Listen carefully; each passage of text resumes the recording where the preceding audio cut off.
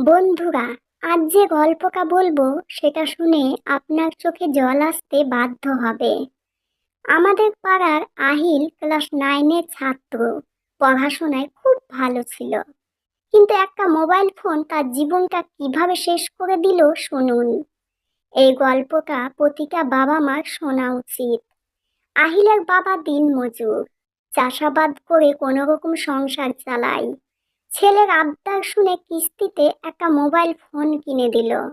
ভাবলো ছেলে অনলাইনে ক্লাস করবে, হোয়াটসঅ্যাপে নোটের আদান প্রদান করবে। প্রথম 2 মাস সব ঠিক ছিল।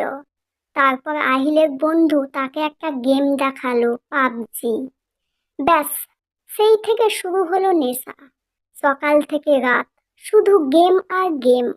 মা খেতে ডাকলে বিরক্তি হয়, বাবা পড়তে বললে বাবার মুখে মুখে তর্ক করে।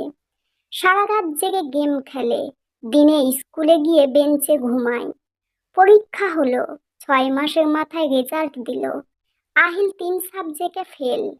বাবা সেদিন প্রথমবার আহিলের গায়ে হাত তুলল, মোবাইলটা কেড়ে নিল। আহিল চিৎকার করে বলল, তুমি আমার জীবনটা নষ্ট করে দিলে, তুমি আমার ফোন ফেরত দাও। সেই রাতে আহিল বাড়ি থেকে পালিয়ে গেল, শুধু একটা চিঠি রেখে গেল। বাবা, আমাকে মাফ করে দিও, আমি আর তোমাদের বোঝা হয়ে থাকতে চাই না। তুমি ফোনটা কেড়ে নিয়েছো, আমার সব বন্ধু আমাকে ছেড়ে চলে যাবে, গেমে আমার র্যাঙ্ক নেমে যাবে, আমি বাঁচতে পারবো না। তোমার অপদার্থ ছেলে আহিল। চিঠি পড়ে বাবা মার মাথায় আকাশ ভেঙে পড়ল। তারা সবাই আত্মীয় স্বজন মিলে খোঁজাখুঁজি শুরু করলো, পুলিশকে খবর দিল। 1 মাস পর রেল স্টেশনে আহিলকে পাওয়া গেল, খালি গায়ে, ছেঁড়া জামা, 3 দিন থেকে কিছু খায়নি। পুলিশ যখন ধরলো তখনও ওর হাতে একটা স্মার্ট ভাঙ্গা ফোন ছিল। ও পাগলের মতো বলছিল, আমার গেম, আমার আইডি সব শেষ হয়ে গেল। আহিলকে বাড়ি আনা হলো। ডাক্তার বলল ওর মোবাইল অ্যাডিকশন হয়েছে।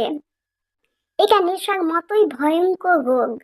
5 মাস লাগলো আহিলের সুস্থ হতে। এখন আহিল দিনে আধা ঘন্টা ফোন ধরে, বাকি সময় বাবার সাথে খেতে কাজ করে। পরীক্ষায় এবার ভালো রেজাল্ট করেছে। বন্ধুরা, মোবাইল খারাপ না, কিন্তু নেশা খারাপ। আপনার ঘরেও যদি কোনো আহিল থাকে, আজই সাবধান হন। বাঁচার 4টি উপায়। প্রথম, 18 বছরের আগে বাচ্চার হাতে স্মার্টফোন দেবেন না। দ্বিতীয়, দিনে আধা ঘন্টার বেশি গেম খেলতে দেবেন না।